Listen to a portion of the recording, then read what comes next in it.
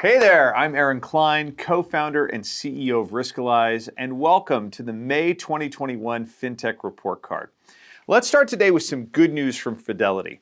They announced an update to their integration dashboard to give advisors more control over their data and easily understand how third-party vendors are protecting it.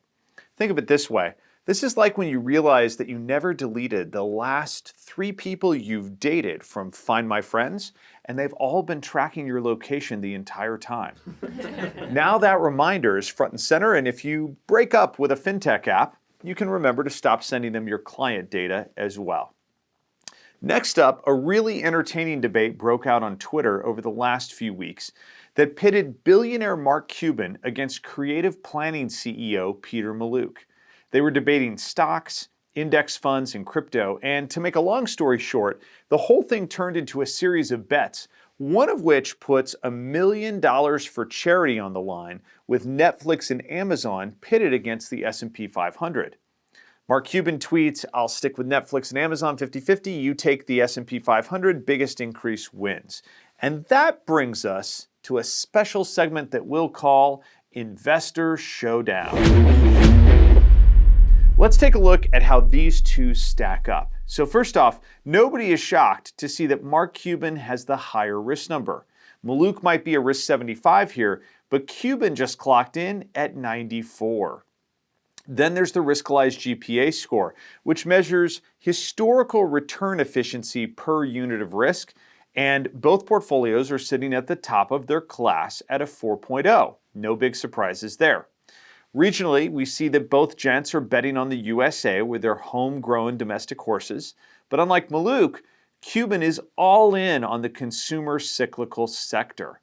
Mallouk's max drawdown is 55%, that's of course from 2008, and you have to go all the way back to 2004 and 2005 to snag Cuban's drawdown of 58%. If we back out a risk and reward scatter plot to the last 5 years, we can see that both are really going for it, but Cuban is halfway to the moon. That's a bold strategy, Cotton. We'll see if it pays off for him.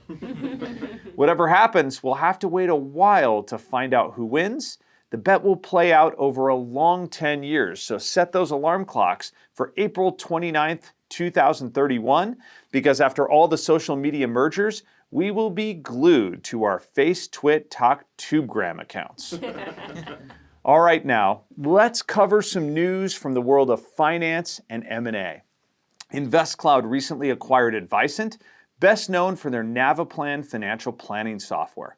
This move continues the years-long trend of wealth management platforms plucking advisor-facing technology from independents to create true all-in-one solutions. Big congrats to all of our friends at InvestCloud and Advisant. We've seen a lot of evidence the last several years that venture capital and private equity love fintech, and 2 companies have continued to prove it. First up is Vise, a fintech startup taking a tech-first approach to the traditional TAMP offering. Vise has raised an incredible amount of money with this last round of $65 million that brings its total capital raised to over $120 million. And as a former babyface CEO myself, I'm rooting for Samir and his team's success. And for our last segment, there's one more story that we need to cover. A couple of months ago, we introduced you to a member of our crew named Conflict Guy, and he shows up to comment whenever I have a conflict of interest. We've decided to bring him back today for one particular news story, and you probably know which one I'm talking about. No, it's not that one. Today, Conflict Guy is here to talk about Snappy Kraken, the marketing automation platform for financial advisors.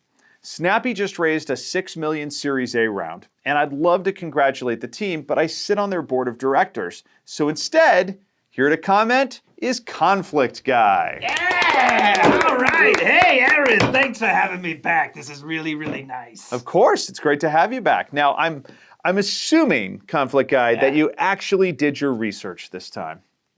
Yeah, of course I did. You know what, Aaron? I love seafood. Oh boy. Give me some calamari and I'm a happy man. So I'd like to offer a big congratulations to CEO Robert, Sophia, and the whole team at Snappy Kraken. Now, I'm sure you're doing amazing work and opening up a deep, deep ocean of marketing possibilities that financial advisors haven't had easy access to before.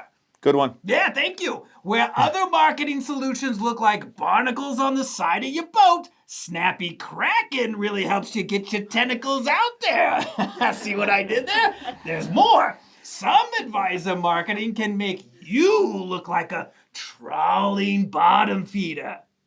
But Snappy really makes the tide roll in for your advisory firm. Huh?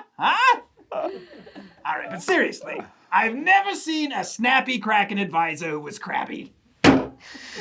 Conflict guy, everybody. Hey, give us Snappy! Well, I think that does it for the May FinTech Report Card. I'm Aaron Klein, and we'll see you next month.